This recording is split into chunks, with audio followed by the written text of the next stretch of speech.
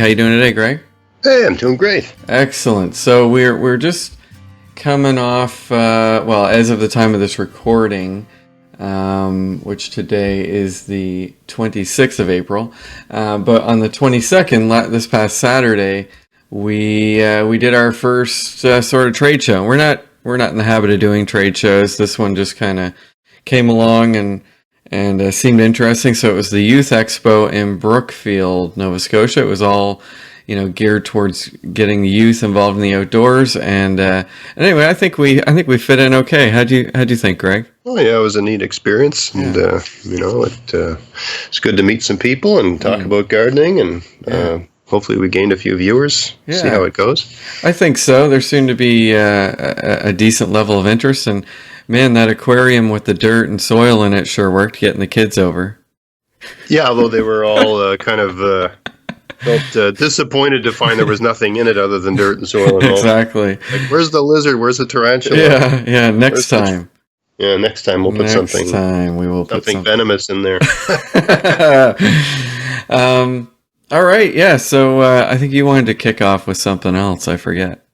Oh well, today we're going to talk about planting perennials, and we're going to talk more generally about permaculture.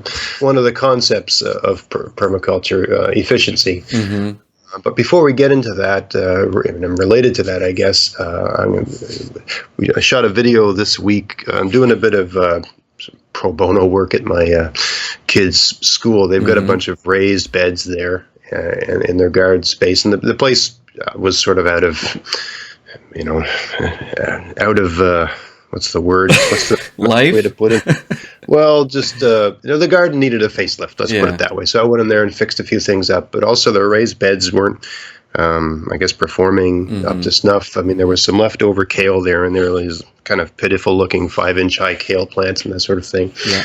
And so I told them I'd turn their raised beds into hugelkulture beds, and we're going to do planning to do an episode on hugelkulture. That might not be necessary now because I've done a video on it, but I didn't really talk about it too much, and I'm not going to talk about it today. But it's an interesting video of just taking a raised bed that's not holding on to water very well, and the interesting thing, and I don't think I talked about this too much in the video, but when I was, that involved digging all the soil out of the raised bed and then putting a bunch of rotten logs and leaves and stuff in there to provide food for the soil, and then putting the soil back on. But when I was digging that in, there was hardly any worms in there at all. It was just devoid of life, which is consistent with the conventional approach to gardening, where you treat the soil like a sponge and you just, feed it nutrients to get to the plants. But instead of treating the soil like a living thing that needs, its own inputs, and so if you have raised beds and maybe you want to avoid putting in an irrigation system, hugelkulture is. We're adapting. Hugelkulture is a different sort of thing. It's a mound of earth that has rotten logs under it. Maybe we'll talk about that. But anyway, it's adapting. It's finding a way to make the raised, because some people really like raised beds, finding a way to make the raised bed work without some of the drawbacks that go along with them. I know a lot of people are really excited about raised beds, but in my garden, I don't have too many of them. Right. I'm not as crazy about them as other people are, and I've talked about that in the past, so I won't get in a rant about it today. So, what are we talking about today? Permaculture.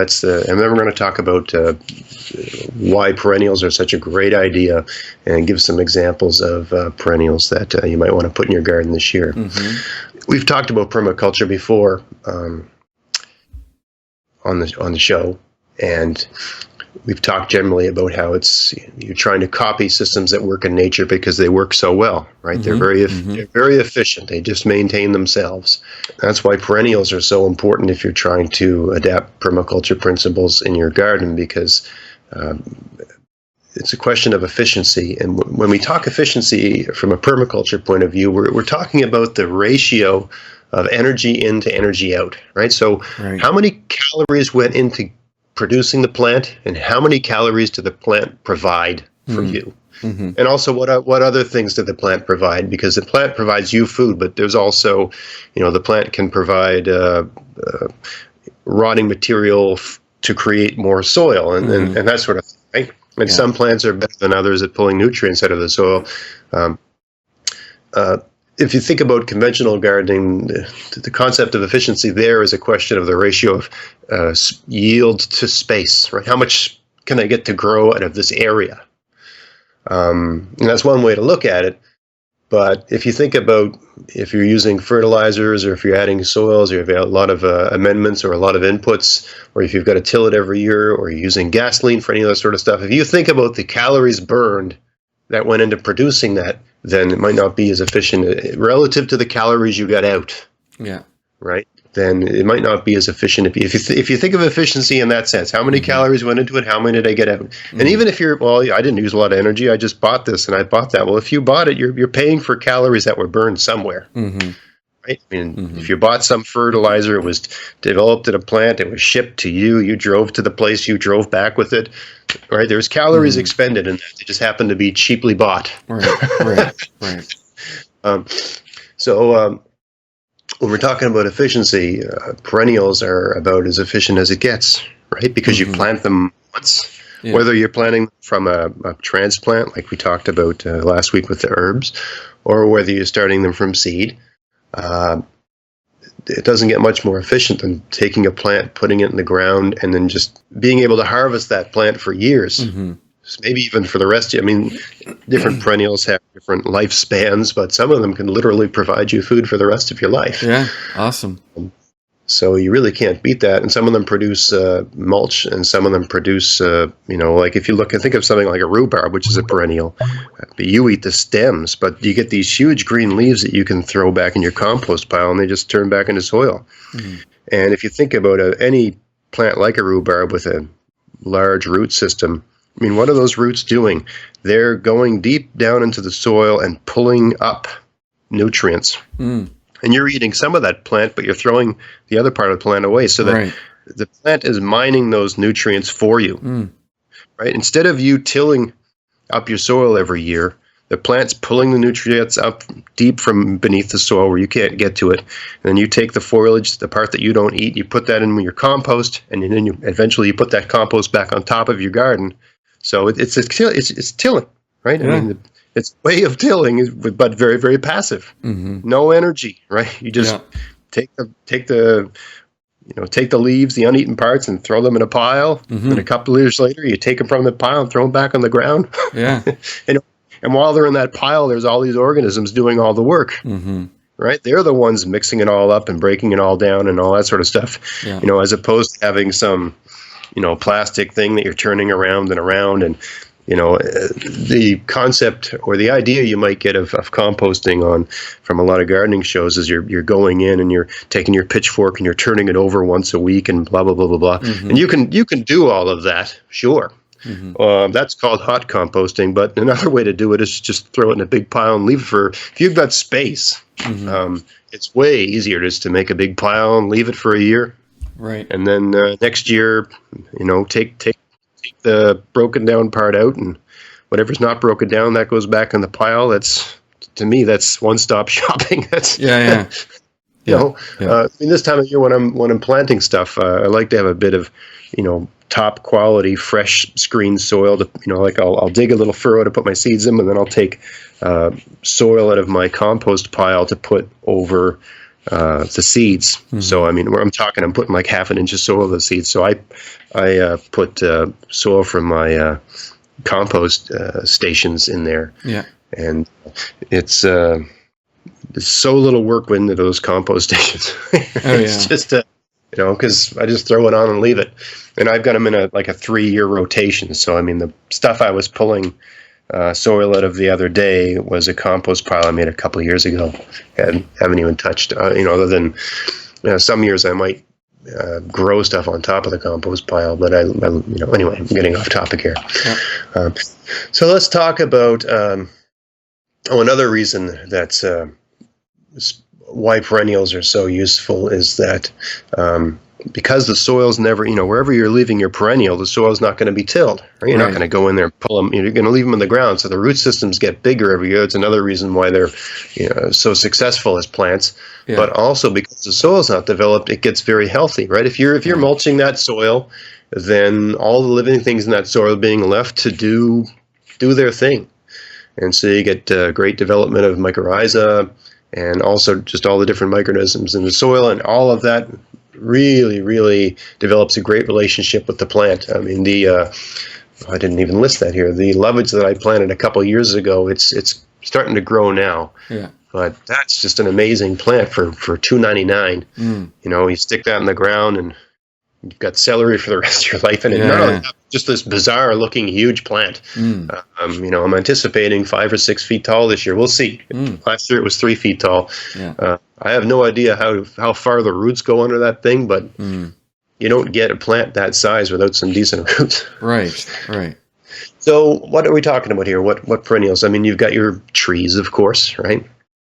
Different fruit trees, and even I don't know where to buy them in Nova Scotia, but I've seen for sale like walnuts and there are different kinds of nut trees that you can grow in Canada. We always think of nut trees as growing in temperate, in more warmer parts of the United States, but there are varieties that have been developed by tree nurseries in parts of Canada that are hardy to zone for. I would love to put them in my property here, but I don't. The thing about trees is that they're a long-term, some of them extremely long-term. Like I was looking into planting walnuts, and I think it takes 8 years to get something out of it. Yeah. And we don't, I don't know, and you never know how things are going to go, but we don't plan to retire where we live right now. We could, but we can't. Could all change. Who knows? But as of right now, we don't plan to retire here. So I don't want to spend, $50 for a tree that's going to just starting to work when I'm about to leave. And you can't bring it with you. You can't bring a 20-foot tree with you. Right. If you probably kill it or set it back. Yeah. And all trees like that, they are long-term investments. Don't manage your expectations. They are a great plant because you put it in the ground. You got to prune it a little bit, but again, even that pruning, that's positive because that's giving you material that you can, throw in your compost pile, or if you cut it small enough, you can just throw it to the ground and leave it to be a natural mulch. But it might take a number of years. And I planted apple trees here in 2012 or 2013. And the first year I got a couple, kind of pathetic apples. And then the next year we had that horrific snowstorm, and I got nothing that year. And then last year was even worse. So we'll see this year. One of them didn't even bloom. But I mean, if you listen to the news about the apple tree farmers in the valley, sometimes they just have bad years. Yeah. And when you've only got and when an apple tree orchard has a bad year, it means our McIntoshes didn't come in, but our Cortlands did. Yeah. But when you've got a backyard and you got 4 trees, well, bad year means you get no apples at all because you haven't got hundreds of apple trees. Where bad year just means you're not the apple. You're not in a valley-like environment either. No, it's harsh here, so it can be harsh anyway. People that watch my videos, it's very hard to do them without some sort of wind. And my garden is in the least windy part of my property. It's still can be windy. I suppose if I had a more high-tech camera or something like that, microphone away, so bad. It's all good. We work with what we got. So you also got your berry bushes. They're not quite as long-term, but even those might take a few years to really start producing. I planted some blueberries here, and they're just starting. I planted my blueberries in 2013, and they're just starting to produce decent. Last year I got some half-decent blueberries out of them.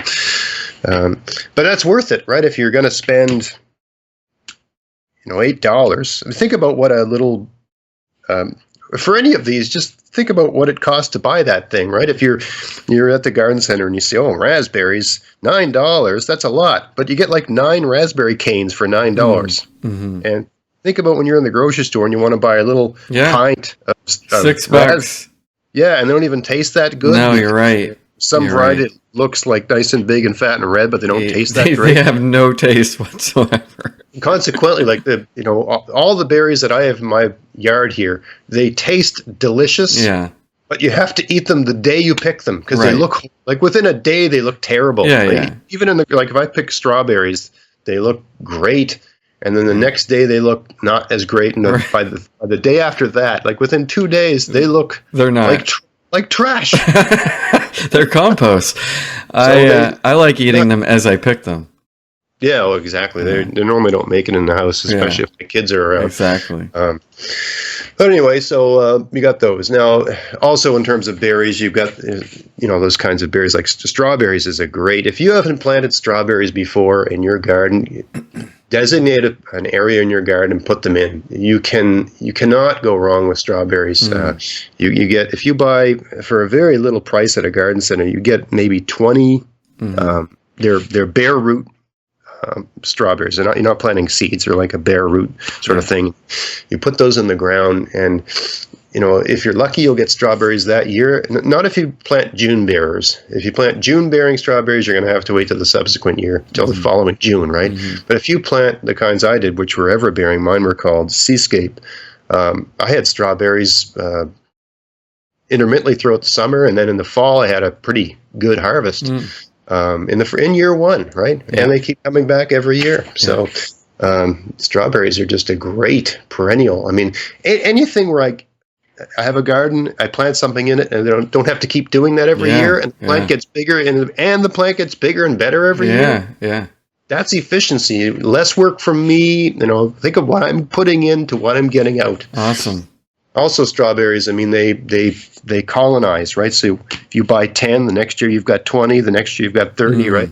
You give them to your friends. You can, be generous with them if you so they're just a great plant. But other plants besides herbs, like we talked about last week, you've got rhubarb. And again, rhubarb will take a number of years to really get going. And the first couple of years, don't harvest, just leave it alone. There's lovage, like I mentioned before, this sort of large celery-like thing. Yeah. Asparagus is a great one. You can buy them as seeds, or you can buy them as they're like a transplant. When you buy a transplant in a garden center of asparagus, you've got a bunch of baby asparagus in a bag with some soil, and they're about a year old. But even then, once you plant them, you're going to have to wait 2 or 3 or maybe even 4 years before. If you read online, it'll say 2 to 3 years, but it might take more than that. It really depends on your situation, your soil, your growing conditions, and so on. I put mine in a pretty lousy corner of my garden as soil-wise. So this will be year 3. Also, I bought mine like when they were on sale because they were half dead. Yeah. So, I probably year 2 was probably more like year 1. Yeah. But anyway, that was a great, if you like asparagus, and they're not cheap. No. You plant a lot of them. It's almost worth your while to plant them from seeds because it's going to take a number of years. If you're impatient, then just don't get them. But if you've got the patience for asparagus, get the seeds. Just wait an extra year, but you can you can have a whole patch, and you're going to have this wonderful period of time in May-ish, or it could be April, depending on the year and where you live and your microclimate and all that sort of stuff. I know I grew asparagus when I lived in the valley. The house I bought there had asparagus growing in the yard, so I did what I could to improve the situation with the asparagus, but I had a lot of it. And it tastes so much different than the grocery store asparagus. When I had it from my garden, I would eat it raw all the time. It would never even make it into the house. If I was working in my garden and I saw a little asparagus poking up through the ground, it was like someone had put a plate of cookies out there. Like, you can't stay away from that. Yeah. It's totally, if you have the patience, because when you plant that, it's going to take a while. Yeah. And this year, so I've got some that I planted from transplants, but I'm going to get some seeds and plant even more. Yeah. And that's knowing that it's going to take 4 to 5 years for those to be anything I can even eat. Yeah. But it's worth it because they're like for $1.99, you can have eventually you're going to have wonderful asparagus once a year. Yeah. Great plant. Awesome. Another one is called some people call this the Jerusalem artichoke, or some people call it a sunchoke. I don't know why it's called the Jerusalem artichoke. It's native to North America. When the explorers came here, the indigenous people taught them about. So it's a plant that's related to the I think the daisy. Yeah, it's got this big root that looks like the root looks like ginger root. Okay, but it's not. It doesn't taste like ginger root at all. So it's a tall yellow daisy-like flower, and underneath the soil, it produces these brown roots that kind of look like ginger root. And you just take those and peel them, and you cut them up and eat them, and they have a texture and flavor not unlike water chestnut. Oh, cool. And this is all based on what I've read. I've never grown them. But I'm going to plant them. My plan is to plant them this year because I want to have more perennials in my garden. So you put those in the ground, and those roots the part you're eating is the rhizome, right? It's just this big root thing that grows underground, and that doubles or triples every year. Wow. So, around the fall, you just go dig up some of them and leave some others in the ground. It can't be invasive, so you have to be careful when you're planting it. The solution to it is to try to get all the roots out except a few. Yeah, right? Yeah. It's as far as I understand, it's hardy to zone 3, so we're fine. Okay. But yeah, you don't want it to take over your garden. But I mean, there's different kinds of invasive plants. An invasive plant I can eat is not as much of a problem. Right. An invasive plant that I can't eat. Right. So, and there's also this one I'm going to try this year. I bought this online. I don't know where to get it, but it's called sea kale, and it's a perennial form of kale that. Well, I mean, it tastes like kale, but I'm looking at the seeds right now, and they look like coriander seeds, to tell you the truth. Not exactly, but they resemble. They're the same size. But it's this plant that's supposed to taste like kale, and it's supposed to come back every year, like a rhubarb. Rhubarb-like in the sense that it keeps coming back. So I'm really excited to try this.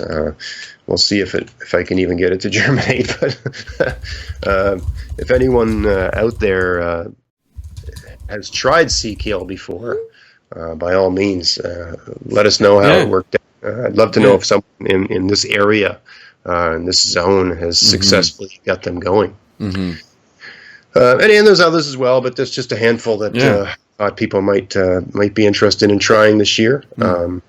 You can't beat, the more perennials you have in the garden, the less work you're going to have to do. I mean, it's got to be stuff you like. I'm going to try the sunchokes. If I don't like eating them, and my wife and my kids don't eat them, I mean, why would I? I'm going to just, maybe I'll put them somewhere else because it's a pretty impressive flower. Yeah. But yeah, if no one here likes them, then I don't believe in. I've never understood people that will have a big garden and then half the food gets thrown away because they find out they don't like, plant the things you like to. Cool. Yeah. Sounds good. Plant once and harvest for years. That is, you can't beat that. You can't beat that. That sounds good. So, excellent. And of course, if you are looking for a place to pick up these are transplants we're talking about, right? Usually, or seeds. Yeah, or seeds. Some of these things would be at Kent, not all of them. Yeah. I have not. I'll be honest. I have not gone and looked to see which they have and which. I mean, one I didn't mention is radicchio. Now I'm growing radicchio for the first time ever this year. I'm growing a garden in my backyard that I'm calling the kale salad garden. Nice. I have an episode on that, but one of the ingredients in kale, those bags of salad, is radicchio. Apparently, radicchio is a perennial. From what I'm reading, anyway. So when you cut the head off, if you just leave that part of the ground alone, it'll come back the next year. So I'd be interested to see if that's the case, because I would grow. I like radicchio. So is that like a radish? No, radicchio is it looks like a red cabbage, I guess. Oh, okay. It's not cabbage. It's. I think I've eaten it in one of the other salads I bought. Yeah. Oops. Yeah. So it's nice. It's got a strong flavor. So you wouldn't eat a bowl of radicchio. You add it to stuff to impart flavor. But it's very good for you. Apparently the roots go quite deep, so it's very mineral dense. Yeah. And really good for you. Nice. And the notion of having it for, planting it once and not having a plant, I hope that's the case. Cool. That would be great. Awesome.